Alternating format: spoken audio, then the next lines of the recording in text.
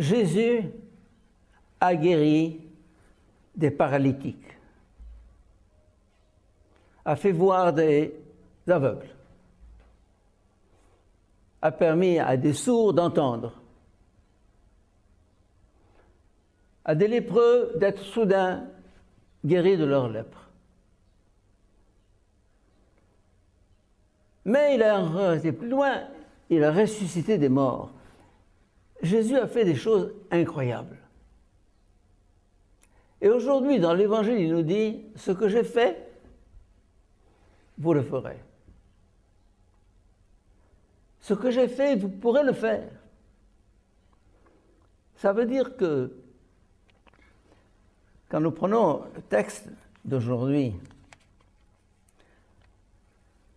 celui qui croit en moi accomplira les mêmes œuvres que moi, et il en accomplira même de plus grandes. En d'autres termes, nous sommes sidérés, fascinés par les miracles de Jésus. Et il nous dit, cette puissance qui est en moi, qui me fait opérer ces prodiges que vous voyez, je vous la donne. Et c'est pour ça que dès la résurrection du Christ, nous voyons les apôtres continuer ce conte de fées qu'on appelle l'Évangile. Ils guérissent les uns les autres. Ils ressuscitent des gens déjà morts. Mais chaque fois ils disent, par le nom de Jésus, par la puissance de Jésus, moi je ne peux rien. C'est cette puissance qu'il habitait, qui m'habite aujourd'hui. Et c'est un peu ça, si vous voulez, lorsque le Christ nous dit, je vous donne l'esprit, mon esprit sera le vôtre, ma puissance sera la vôtre, ce que j'ai fait, vous le ferez.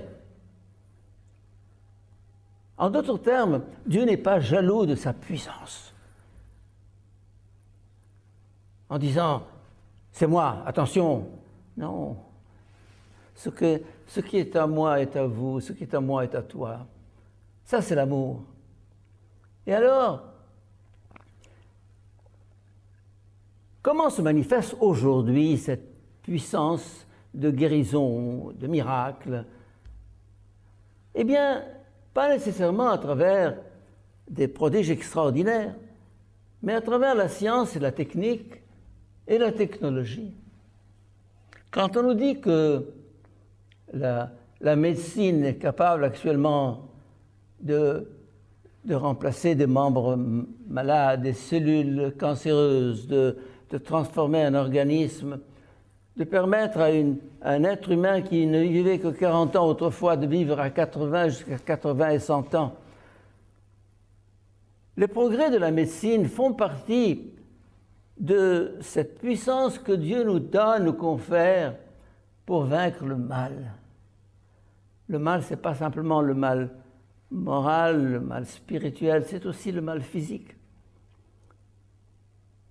Et c'est pour ça que je dirais que les médecins, les infirmiers, les aides-soignants, les pharmaciens, les chirurgiens, tout ce corps médical continue la mission du Christ lorsque il s'est penché sur cette misère humaine pour la soulager.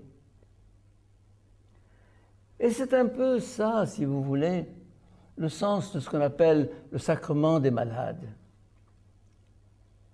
Malheureusement, le sacrement des malades est devenu une espèce de rite magique. L'évêque, le soir du samedi saint, bénit des huiles avec des produits spéciaux, des bénédictions spéciales, des prières spéciales. Et on dit, voilà, bon, c'est bien, je ne suis pas contre. Mais est-ce que le sacrement des malades ne devrait pas être étendu à plus large que ça? Je rêve d'inventer, comment dire, un rituel, une célébration, une liturgie, si je puis dire, pour les pharmaciens, les médecins, les chirurgiens, les aides-soignantes, les infirmières, pour leur dire votre métier est plus qu'un métier, c'est une mission. C'est plus qu'une mission, c'est une participation à l'œuvre salvatrice de Jésus qui est venu justement transformer ce monde, soulager la misère, guérir. À ce moment-là, le mot « sauver », qui est un mot très abstrait dans le vocabulaire religieux, prend un sens concret. Je te donne un comprimé, le mal de tête est passé.